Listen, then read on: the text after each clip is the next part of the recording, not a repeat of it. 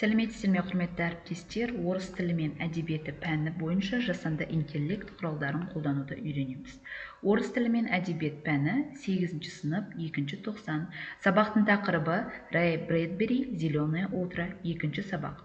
Оқу бағдарламасына сәйкес оқу мақсаттары 8.4.3.1 представлять информацию в виде презентации, в том числе содержащей таблицу, схему, диаграмму, график.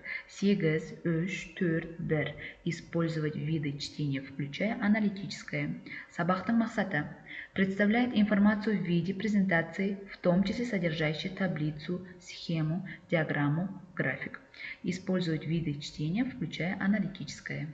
Тапсырма. Создать с помощью искусственного интеллекта комикс по рассказу Рэя Брэдбери «Зеленое утро», отражающий основные события произведения.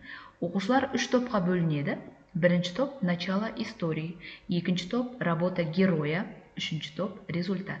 Ученики вводят готовые промпты в искусственный интеллект Oraete AI и создают комикс по рассказу «Зеленое утро».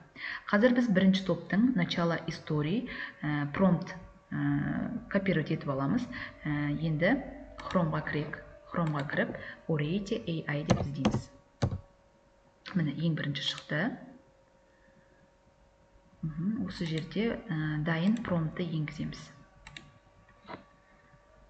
Дайын промпт енгізіп, мына батырманы басып жібереміз және күтеміз.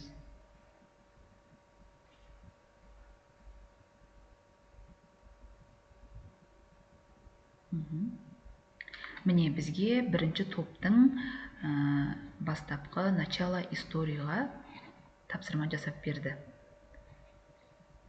Енді келесі топтарда дәл осылай өзінің промпттарын енгізу арқылы осындай комикс жасайды. Назарларыңызға рахмет, сау болыңыздар.